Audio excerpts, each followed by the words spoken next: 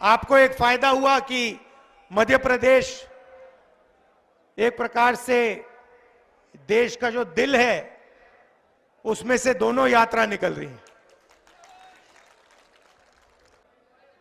आप जानते हो कि विपक्ष की बात मीडिया में तो आती नहीं है। नहीं आती ना? आती है? नहीं आती। तो हमने सोचा सीधा जनता के बीच में जाकर अपनी बात रखें, और इसीलिए आजादी के बाद शायद कोई 4000 किलोमीटर की यात्रा किसी पार्टी ने करी, और उस यात्रा का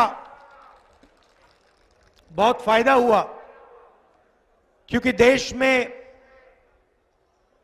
जो दो विचारधाराओं की लड़ाई है, नफरत और मोहब्बत के बीच में जो लड़ाई हो रही है, अहिंसा और हिंसा के बीच में जो लड़ाई हो रही है, वो लोगों को बिल्कुल साफ दिखाई दे गई। एक तरफ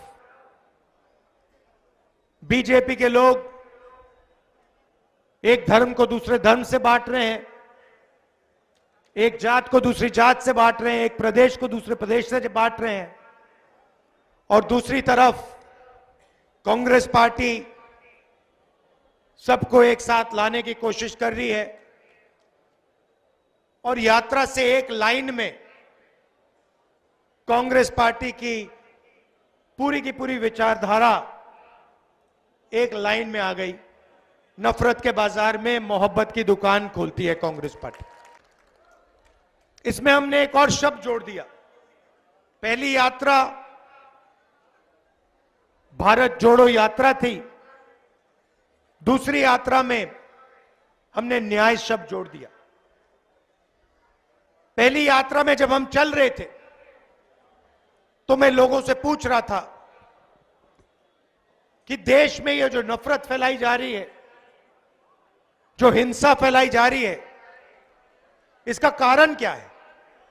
जरूर बीजेपी फैलाने का काम करती है। मोदी जी ने 16 लाख करोड़ रुपया हिंदुस्तान के 10-15 उद्योगपतियों का माफ किया है, किसानों का 1 रुपया माफ नहीं किया है। आज तक 10 साल में किसानों का 1 रुपया माफ नहीं किया। और किसान क्या कह रहा है? किसान सिर्फ एमएसपी मांग रहा है कि भाई हमें सही दाम दिलवा दो। हम मेहनत करते हैं, 24 घंटा काम करते हैं, ठीक है, हमारा नाम अदानी नहीं है, अंबानी नहीं है, मगर हम मेहनत करते हैं, देश को भोजन देते हैं, हम सिर्फ सही दाम चाहते हैं और कुछ नहीं। सामाजिक न्याय का क्रांतिकारी कदम जाति जनगणना है। ठीक है, जिस दिन ये हो गया, उस दिन 73% को इस देश में भागीदारी मिलनी शुरू हो जाएगी। वो पहला कदम है, क्योंकि आप लोगों को अपनी शक्ति पता लग जाएगी। आपको पता लग जाएगा कि भाई हम 73% हैं और हमें कुछ मिल नहीं रहा है इस देश में। जाति जनगणना 2 स्टेप्स का होगा। 2 सवाल के जवाब उससे मिलेगा। पहला, पिछड़ों की कितनी आबादी, दलितों की कितनी, आदिवासियों की कितनी, और दूसरा, इस देश में जो धन है वो धन कैसे बटा है। 4 में से 3 लोग वापस आएंगे, उन्हें ना पेंशन मिलेगी, ना कैंटीन मिलेगी, ना उनको गांव में कोई रिस्पेक्ट मिलेगी। और ये अग्निवीर योजना हो क्यों रही है? क्योंकि सरकार चाहती है कि डिफेंस का जो बजट है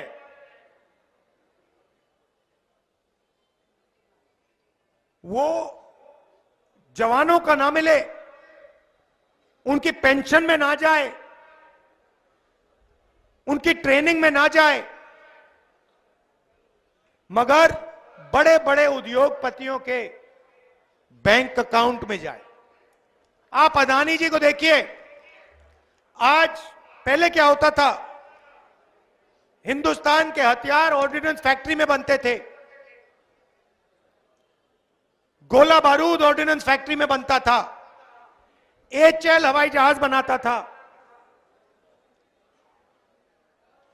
अब क्या हो रहा है? एचएल को परे कर दिया। अदानी जी अब हथियार बनाएंगे, बारूद बनाएंगे, गोलियां बनाएंगे, ड्रोन बनाएंगे, हवाई जहाज बनाएंगे। और भाइयों बहन, ये बनाने वाले नहीं है। ये होगा क्या? ये बाहर कंपनी को कॉन्ट्रैक्ट दिया जाएगा, बाहर की कंपनियों को कॉन्ट्रैक्ट दिया जाएगा और अदानी जी को उनका पार्टनर बनाया जाएगा, और फिर उनका माल अदानी जी यहां बेचेंगे, और डिफेंस का बजट सीधा अदानी जी के बैंक अकाउंट में जाएगा। और हमारे जवानों को कहा जाएगा, देखिए अदानी जी का जमाना है, आपका बेटा मर गया, आपका भाई मर गया, उसको हिंदुस्तान की सरकार शहीद का दर्जा नहीं देगी, उसकी रक्षा नहीं करेगी, तुम जानो तुम्हारा काम जाने। ये अदानी जी का जमाना है। धन्यवाद। ये होने वाला है। तो इसीलिए हमने न्याय यात्रा शुरू की और आपने इस यात्रा का इतना समर्थन किया, अपनी पूरी की पूरी शक्ति आपने इस यात्रा में डाली।